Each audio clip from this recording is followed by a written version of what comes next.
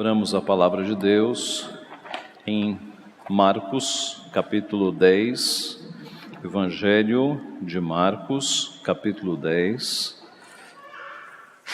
Marcos 10, de 46 a 52. Diz assim a santa, inerrante palavra de Deus. E foram para Jericó. Quando ele saía de Jericó, juntamente com os discípulos e numerosa multidão, Bartimeu, cego mendigo, filho de Timeu, estava sentado à beira do caminho. E ouvindo que era Jesus, o Nazareno, pôs-se a clamar: Jesus, filho de Davi, tem compaixão de mim. E muitos o repreendiam para que se calasse, mas ele cada vez gritava mais: Filho de Davi, tem misericórdia de mim. Parou Jesus e disse: chamai-o. Chamaram então o cego, dizendo: tem bom ânimo, levanta-te, ele te chama. Lançando de si a capa, levantou-se de um salto e foi ter com Jesus. Perguntou-lhe Jesus: que queres que eu te faça? Respondeu o cego: mestre, que eu torne a ver. Então Jesus lhe disse: vai, a tua fé te salvou. E imediatamente tornou a ver e seguia a Jesus estrada fora. Vamos orar mais uma vez?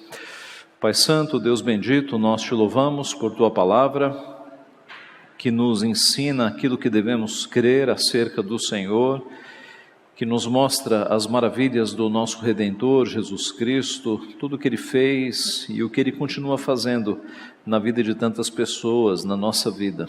Nós te louvamos porque a tua palavra nos alimenta, porque ela fortalece o nosso espírito, revigora as nossas forças, nos dá esperança. O Pai aponta para Cristo, para a vida eterna que nós teremos. Te louvamos por todas estas bênçãos. E agora, Pai, pedimos que o Senhor nos auxilie com o Teu Santo Espírito, para que as limitações do pregador sejam superadas pela Tua Santa Palavra, pela eficácia do Teu poder, que tem, ó Pai, pela Tua Palavra o poder de atingir os corações, nas câmaras mais profundas e secretas do nosso ser, para que a Tua palavra, que não volta vazia, ela vá e opere vida e opere restauração, e também nos admoeste, nos confronte naquilo que nós estamos errados, Pai. Fortalece-nos com a Tua santa palavra, anima as nossas forças, coloca-nos, ó Pai, no centro da Tua vontade. É o que nós pedimos e agradecemos, em nome de Jesus. Amém. Esta semana, um jornal de grande circulação fez uma matéria mostrando a diferença entre as religiões ou entre os ramos do cristianismo, a diferença entre católicos, anglicanos, evangélicos e assim por diante. E para a sociedade, a diferença entre cristãos, ela é basicamente sociológica. Tais cristãos creem nisso, tais cristãos creem nisso ou seguem isso, e estes outros fazem ou não fazem determinadas coisas. Afinal, o que é ser crente? O que é ser cristão? O que é ser, de fato, um evangélico, usando a nomenclatura mais comum? É muito mais do que apenas crer em determinadas doutrinas ou fazer ou não fazer determinadas coisas. Ser cristão, no melhor sentido da palavra, é seguirmos a Jesus Cristo, é termos sido salvos por Ele, termos uma nova vida, o que nós chamamos de conversão, um novo nascimento, uma regeneração. É muito mais do que apenas crer, mas é sobretudo ser, é ter o coração transformado, é receber o perdão de Deus por meio de Cristo no nosso coração e ter todos os nossos pecados perdoados por Cristo e assim uma nova vida, uma nova chance e a partir daí viver obedecendo a Cristo. Isso é ser cristão. Tem a ver com crer, com certeza, porque quando somos alcançados pelo perdão de Deus e nos tornamos de fato seus filhos e discípulos de Cristo, nós deixamos de crer nas perspectivas e nas coisas do mundo e passamos a crer agora na palavra de Deus. Ela é a nossa única regra de fé. Então nós cremos naquilo que Deus nos diz na sua palavra. Nós cremos em primeiro lugar que aqui está a palavra de Deus, que sobreviveu durante tanto tempo, livrou-se e sobreviveu aos ataques humanos. Deus a preservou, Deus fala conosco por meio da palavra. Então, nós cremos que ela é a palavra de Deus e cremos no seu conteúdo. Cremos que Deus nos encaminha na sua vontade por meio da sua palavra. Mas ela é a nossa regra de prática também. Então, tudo aquilo que nós fazemos tem que estar em conformidade com a palavra, aquilo que nós fazemos e não fazemos. Mas é muito mais do que um sistema de crenças. É um sistema de coração. O nosso amor agora, ele não está mais nas coisas materiais, nessas coisas que são passageiras, mas o nosso amor agora está em coisas eternas. Está em Deus Pai, Deus Filho, Deus Espírito Santo. Este é o centro do nosso amor. E quando o nosso coração agora, redimido, perdoado, ele se volta para Cristo, a nossa mente acompanha este amor. E o amor a Deus, o amor a Cristo, o amor a Deus, né, de uma forma mais ampla, Deus Pai, Deus Filho e Deus Espírito Santo, é que vai guiando as nossas vontades. As nossas vontades agora, elas vão sendo mudadas por conta do nosso amor, por conta de um coração que agora está voltado para Deus. As nossas vontades serão outras. Então, nós temos uma vida diferente, não é porque está lá nos manuais, nos catecismos. Agora, você é crente, você tem que viver dessa forma. Como que se nós fizéssemos isso por obrigação, cumprindo as regras de um clube ou de uma associação. É muito mais do que isso. Nós obedecemos porque o nosso coração foi transformado. E agora nós amamos a Deus. E é por amor a Deus que a nossa vontade vai sendo transformada. E aí nós vamos obedecendo a Deus. Então observe que, muito distante de uma análise sociológica, não é? De que crente é aquele que pensa assim ou faz aquilo, ou faz assim. O crente, o discípulo de Cristo, é aquele que teve uma transformação no seu coração. E essa transformação de coração alterou a mente, alterou a visão, a forma como ele olha para o mundo agora, e alterou a vontade. A nossa vontade agora é outra, é de fazer o que é correto, é de fazer o que é honesto, é de buscar caminhos de verdade, caminhos de santidade. Então, é muito mais do que você dar o teu nome para fazer parte de uma igreja. Tem a ver com uma transformação total de vida. É por isso que a palavra chama isso de novo nascimento. Importa-vos nascer de novo, Cristo disse. Importa-vos nascer de novo. E mais à frente, eis que tudo se fez novo. As coisas velhas ficaram para trás, e eis que são novas. Em Cristo nós somos novas criaturas. Então é uma transformação total de coração, de mente, de visão, de vontades, é uma transformação total. Nós temos aqui no texto do cego Bartimeu alguns paralelos muito próprios para essa transformação que nós temos em nossa vida.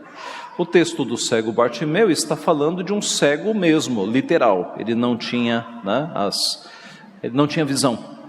Mas nós podemos fazer analogias com a nossa condição espiritual também, porque a Bíblia diz que aqueles que não estão em Cristo estão em cegueira espiritual. O texto vai falar deste cego Bartimeu. Os 3 evangelistas narram essa história, mas apenas Marcos revela qual foi o seu nome. O texto começa dizendo então que eles foram para Jericó. Nós podemos ver em primeiro lugar que Bartimeu era um cego miserável, O texto fala no verso 46, e foram para Jericó. Quando ele saía de Jericó, juntamente com os discípulos e numerosa multidão, Bartimeu, cego mendigo, filho de Timeu, estava sentado à beira do caminho. Então, Jesus estava saindo de Jericó. A época, Jericó da época de Jesus era muito diferente da Jericó que geralmente nos vem à mente. Quando a gente fala em Jericó, eu não sei os irmãos, mas eu já penso nas muralhas de Jericó caindo. Mas 1500 anos haviam se passado deste evento da queda das muralhas de Jericó. 1,5 milênio havia se passado.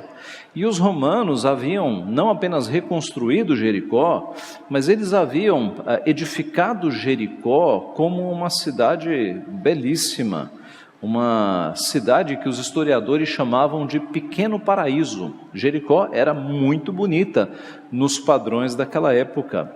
A elite de Jerusalém tinha Jericó como uma cidade de inverno para descansar. E todos os tipos de árvores frutíferas havia ali em Jericó. Você tinha palácios de inverno para os romanos, um teatro, você tinha um hipódromo de corrida de cavalos, algumas das suas ruas eram enfeitadas com sicômoros, e não é à toa que o imperador Marco Antônio presenteou a rainha egípcia Cleópatra com Jericó. Ele ofereceu de presente Jericó para a rainha egípcia. Mas Jericó não era apenas bonita, ela era extremamente próspera. Ela era uma das 3 maiores arrecadações de impostos da Palestina, juntamente com Cesareia e Cafarnaum. Era rica em bálsamo, e a sua produção e comércio de bálsamo gerava muito dinheiro para o governo romano. Além disso, Jericó estava no centro de muitas rotas comerciais, e isso fazia com que muito dinheiro entrasse na cidade. Então, uma cidade rica, uma cidade muito bonita, mas na saída dessa cidade, o contraste. Nós temos ali um mendigo, um cego, pedindo dinheiro, assentado à beira do caminho. Eis o contraste. Uma cidade tão rica, tão bonita, tão próspera, e na saída da cidade, possivelmente alguns mendigos, e eis que estava ali um mendigo cego, sem nenhum tipo de visão, chamado Bartimeu. Aliás, a Bíblia não discrimina este cego mendigo, mas ele tem um nome, ele é Bartimeu. Bartimeu. Em aramaico, que era uma língua parecida com o hebraico, era a língua falada ali na época de Jesus, a palavra bar, ela significa filho. Então, Bartimeu é o filho de Timeu. Tá? Em hebraico é Ben, em árabe é Bin, são parecidos. Né? Então, Bartimeu, filho de Timeu. Nós vemos então que este mendigo, este cego, ele recebe o nome, ele é identificado aqui, ele é Bartimeu. Nós podemos imaginar a vida sofrida de Bartimeu. Um cego que não pode trabalhar, especialmente naquela época, um cego que é mendigo, que depende da ajuda das pessoas para sobreviver, depende da esmola das pessoas para se alimentar, uma vida muito difícil, um cego miserável. É a primeira descrição que nós temos aqui no texto de Bartimeu. Uma segunda descrição que nós temos no texto é que ele era um cego persistente, um cego persistente. O verso 47 diz: e ouvindo que era Jesus, o Nazareno, pôs-se a clamar: Jesus, filho de Davi, tem compaixão de mim. Cegos não veem, mas cegos ouvem. E Bartimeu, ouvindo a multidão se aproximando, ele ouviu que era Jesus. Lucas, narrando o mesmo episódio, nos conta que ao ouvir o barulho da multidão, o Bartimeu perguntou o que estava acontecendo. E lhe informaram que Jesus, o Nazareno, estava passando ali. E ouvindo que era Jesus, o Nazareno, nos conta Lucas, pôs-se a clamar: Jesus, filho de Davi, tem compaixão de mim. Observe que a multidão fazia barulho, mas Bartimeu gritou mais alto e gritou muitas vezes: Jesus, filho de Davi, tem compaixão de mim. Bartimeu gritou tanto que até incomodou as pessoas. No verso 48 nós lemos: e muitos o repreendiam para que se calasse, mas ele cada vez gritava mais alto: Filho de Davi, tem misericórdia de mim, tem misericórdia de mim. Observe que Bartimeu sabia que Jesus era descendente de Davi. Essa expressão, filho de Davi, era um título messiânico. Filho de Davi era usado justamente para a figura do Messias, aquele que daria continuidade no trono de Davi. E o mendigo sabia disso. O mendigo chama Jesus pelo título messiânico. Bartimeu sabia para quem estava pedindo. Ele sabia que Jesus era o Messias. E o que é que ele estava pedindo? Misericórdia, tem misericórdia de mim. Aquele homem, aliás, vivia da misericórdia, vivia da pena das pessoas. Ele dependia das esmolas, mas as esmolas eram paliativos. As esmolas serviam para que ele se alimentasse ali durante o dia, e no dia seguinte ele continuaria pedindo esmolas para ser alimentado, para sobreviver. As esmolas eram exercícios pequeninos de misericórdia. Mas eis que agora ele está diante do próprio Messias, e ele o chama de filho de Davi, e possivelmente ele sabe que este filho de Davi, este Messias, ele cumpriria as profecias do passado, que diziam, dentre outras coisas, que o Messias restauraria a vista de cegos. São várias as profecias, mas uma delas é Isaías 35:5, que diz: então se abrirão os olhos dos cegos e se desimpedirão os ouvidos dos surdos. A expectativa messiânica entendia que o Messias daria vista a cegos, e possivelmente Bartimeu tinha esta consciência. Por isso ele gritou a plenos pulmões, e várias vezes com insistência: Filho de Davi, tem misericórdia de mim. Um cego persistente. Mas por fim, um cego curado, Parou Jesus e disse: chamai-o. Jesus ouviu Bartimeu. Ali no barulho da multidão, os ouvidos de Jesus estavam atentos àqueles que mais precisavam. Sempre foi assim. As multidões acharam que os gritos incomodariam Jesus e disseram para o Bartimeu ficar quieto. Mas quanto mais eles diziam fica quieto, mais ele gritava. E Jesus ouviu o clamor daquele cego. Jesus não se incomodou. Jesus veio justamente para cuidar destes mais desamparados. Jesus ouve, para de andar e diz: chamai-o.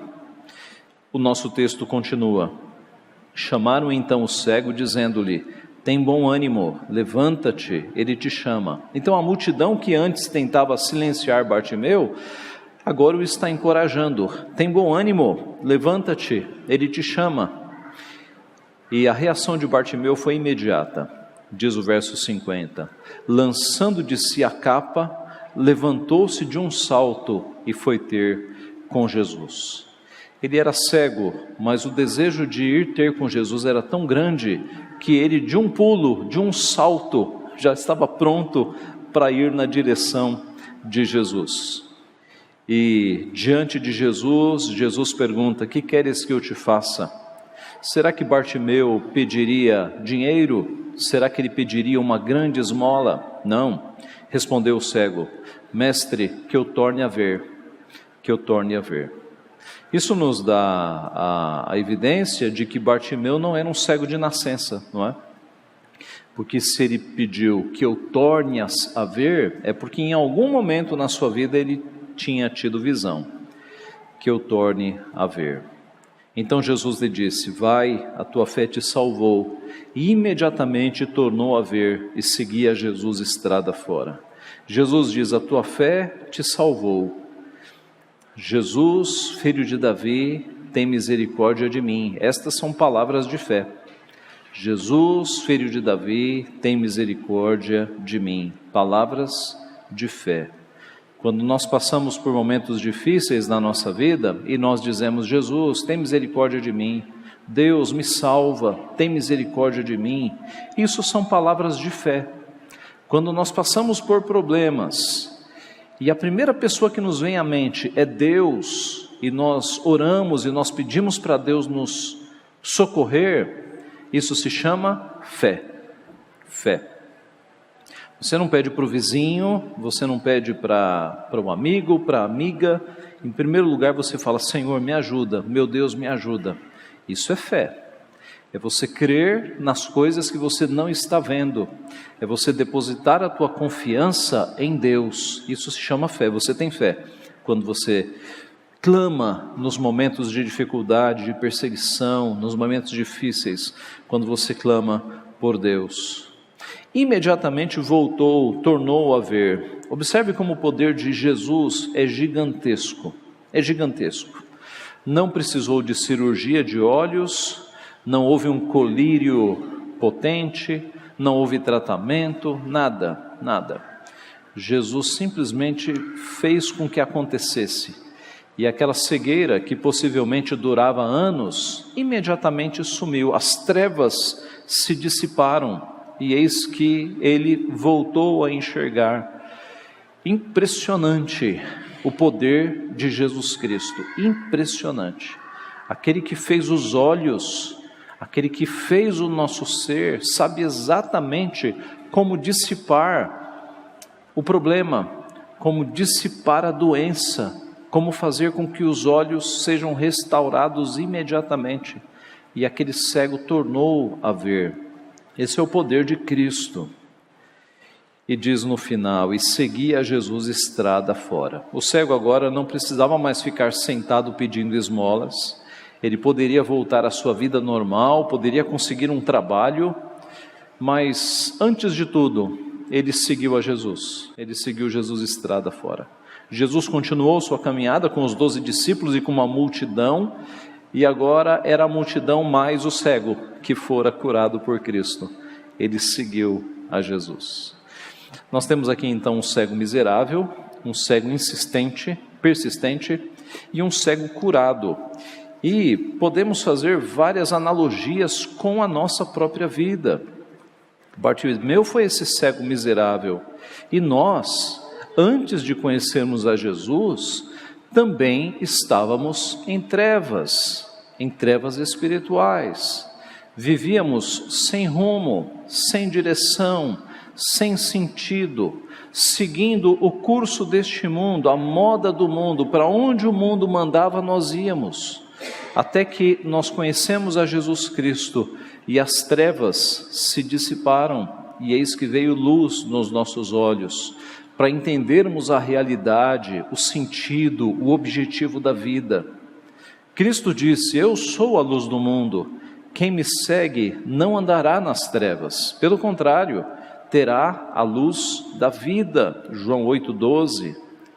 Porque Deus que disse: das trevas resplandecerá a luz, Ele mesmo resplandeceu em nosso coração, para a iluminação do conhecimento da glória de Deus, na face de Cristo. Ele resplandeceu no nosso coração. 2 Coríntios 4:6. Paulo escreveu aos Efésios: pois outrora, no passado, eres trevas, agora, porém, sois luz no Senhor, andai como filhos da luz.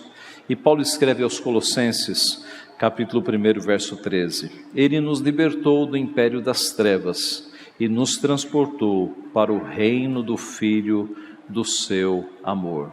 Então, assim como o cego Bartimeu, num nível espiritual, nós estávamos nas trevas, mas Cristo é a nossa luz. Ele brilhou no nosso coração, Ele nos tirou das trevas, para que agora nós possamos enxergar a verdadeira realidade, que é a realidade segundo nos apresenta Deus. Além de cegos, éramos também miseráveis, Paulo, escrevendo aos Efésios, capítulo 2, ele disse: Ele vos deu vida, estando vós mortos nos vossos delitos e pecados, nos quais andastes outrora, segundo o curso deste mundo, segundo o príncipe da potestade do ar, do espírito que agora atua nos filhos da desobediência, entre os quais também todos nós andamos outrora, segundo as inclinações da nossa carne, fazendo a vontade da carne e dos pensamentos, e éramos por natureza filhos da ira como também os demais. Mas Deus, sendo rico em misericórdia, por causa do grande amor com que nos amou, e estando nós mortos em nossos delitos, nos deu vida juntamente com Cristo, pela graça sois salvos. E juntamente com Ele nos ressuscitou e nos fez assentar nos lugares celestiais em Cristo Jesus, para mostrar nos séculos vindouros a suprema riqueza da sua graça em bondade para conosco em Cristo Jesus. Então Paulo mostra que no passado nós estávamos mortos nos nossos delitos e pecados. Estávamos lá nas profundezas. E a obra de Cristo faz com que nós subamos para nos assentarmos juntamente com Cristo, e nos fez assentar nos lugares celestiais em Cristo Jesus.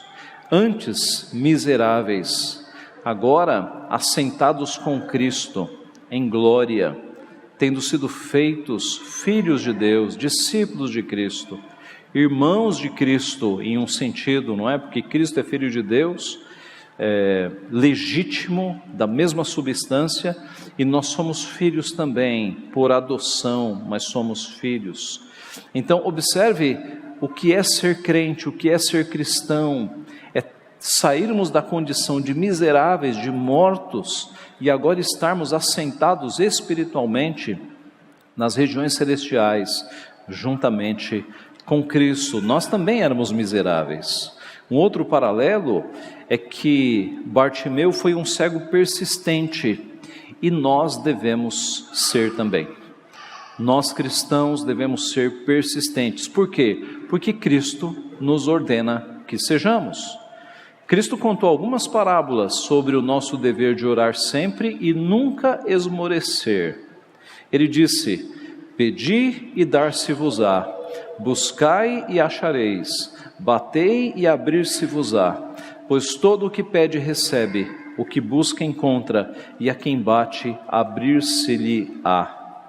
Nós devemos ser persistentes. Jesus condenou as orações, as vãs repetições. O que são vãs repetições? É quando um sacerdote, ele diz: vá e faça 50 Pais Nossos, como que se pelo repetir uma oração você tivesse algum tipo de graça. Isso está condenado na Bíblia. Cristo disse que nós não devemos usar de vãs repetições.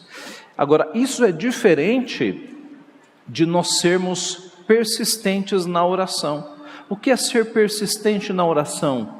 É você orar sem cessar, você passar o dia com a mente em Deus, e você todos os dias orar por aquelas coisas que te são importantes, mas que estão fora da tua atuação, que só Deus pode resolver.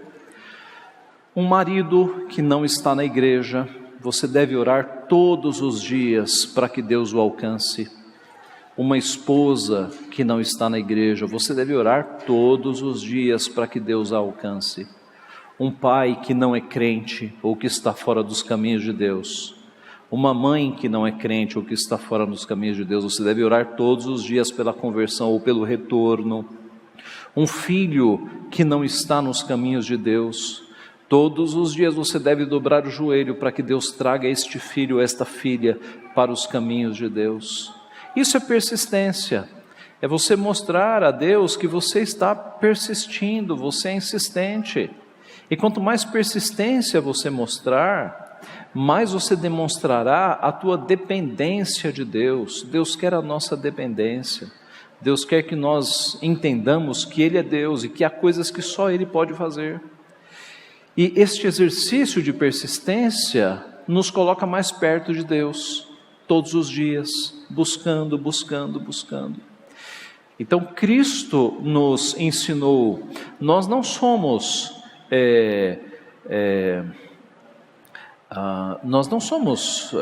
ignorados por Deus, ou Deus não acha ruim quando nós persistimos. Ele nos ensina, nós não somos inoportunos quando nós insistimos. Bartimeu clamou, as pessoas se incomodaram, fica quieto.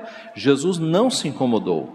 Assim como Jesus não se incomoda quando todos os dias nós pedimos aquele pedido, Jesus não se incomoda, fique tranquilo, continue persistindo, porque Ele nos manda persistir. Nós devemos ser como Jacó na luta com a teofania, com aquele anjo, que era o próprio Deus, numa teofania. Não te deixarei ir, se não me abençoares. Devemos ter esta persistência. Bartimeu clamou até ser ouvido, e nós devemos orar ao Senhor sem cessar. Na sua palavra, Paulo escreveu que nós devemos proceder com toda a oração e súplica, orando em todo o tempo no Espírito, e para isto vigiando com toda a perseverança, Efésios 6,18. Em outra carta, Colossenses 4,2, ele escreve: perseverai na oração. Em Romanos 12,12, regozijai-vos na esperança, sede pacientes na tribulação, na oração, perseverantes.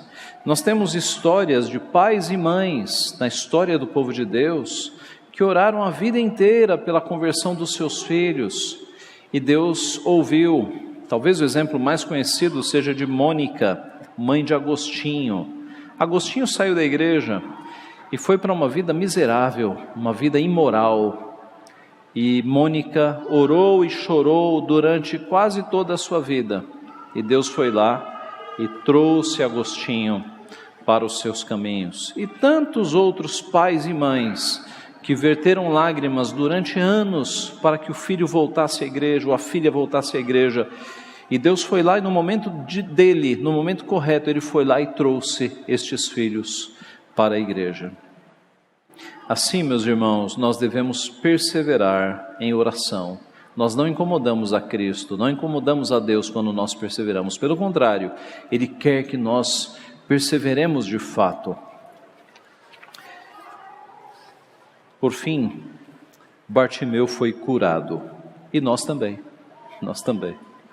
Cristo nos tirou das trevas, nos trouxe para a sua maravilhosa luz, e agora de um salto nós podemos seguir a Jesus.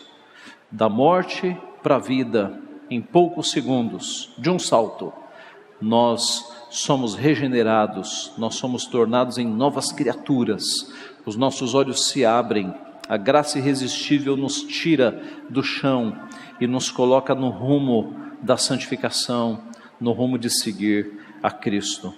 A semelhança de Bartimeu, nós podemos seguir Jesus estrada fora. Nós podemos agora seguir Jesus na nossa vida, com os pensamentos nele, imitando as suas palavras, as suas ações, as suas reações, tentando nos parecer cada vez mais com Cristo. E mais, como cegos que foram curados, nós podemos contar aos outros cegos onde está a cura. Nós podemos anunciar às pessoas que estão perdidas neste mundo, que estão sem direção, sem esperança, batendo a cabeça, quebrando a cara, como nós dizemos no popular, né? Errando.